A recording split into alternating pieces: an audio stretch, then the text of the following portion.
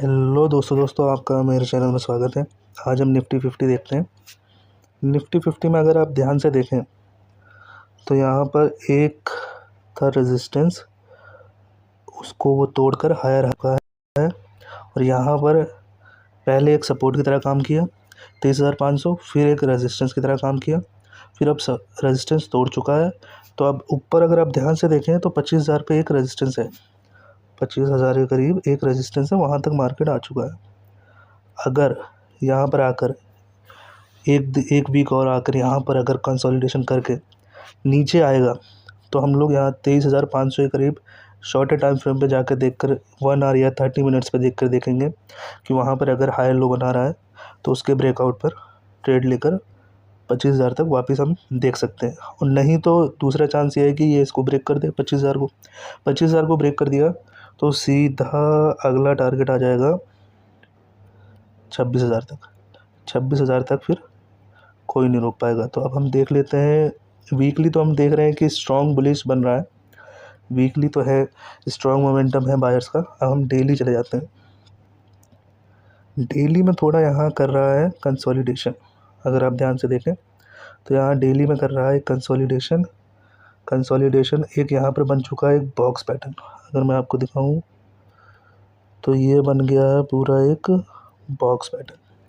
अब इस बॉक्स का जब ब्रेकआउट होगा, जिस तरफ भी होगा उस तरफ हम देख सकते हैं, नीचे की तरफ होगा तो सीधा नीचे की तरफ अगला टारगेट मिल जाएगा हमें 21,744 तक। और ऊपर की तरफ ब्रेकआउट करता है तो एक रेजिस्टेंस पहले बनेगा 25,000 के करीब, क्योंकि ये एक रेजिस्टेंस है 25,000 के करीब। उसके बाद जाकर अगला टारगेट हमें मिल सकता है बाइंग के लिए 25,200, उसके बाद हमें मिलेगा 26,500 के करीब जा सकते हैं अगर ब्रेकआउट होता है तो अब देखते रहना ब्रेकआउट ऊपर की तरफ होता है कि नीचे की तरफ।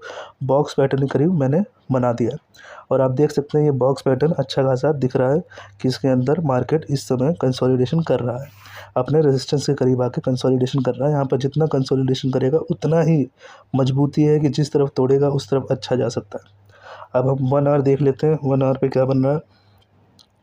अगर 1 आवर पे देखें तो इसमें भी कंसोलिडेशन कर रहा है, हाई लो बना रहा है यहाँ पर, और एक यहाँ पर एक चार्ट पैटर्न बन रहा है।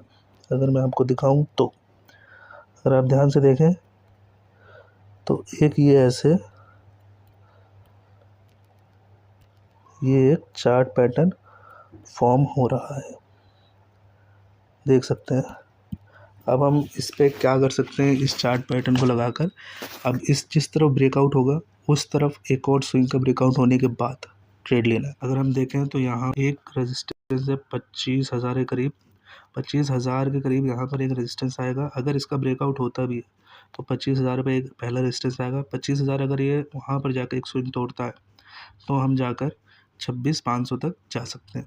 अब मैं आपको बता देता हूँ इंट्राडे के लिए, तो हम चले जाते हैं 15 मिनट। 15 मिनट में क्या दिख रहा है, 15 मिनट में अभी दिख रहा है यहाँ मार्केट हो रहा है कंसोलिडेशन, ठीक है। अब मैं आपको दिखा देता हूँ, एक मार्केट में सपोर्ट बन रहा है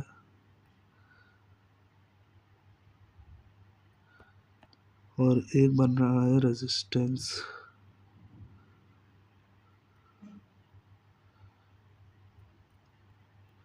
सपोर्ट और रेजिस्टेंस हो गया।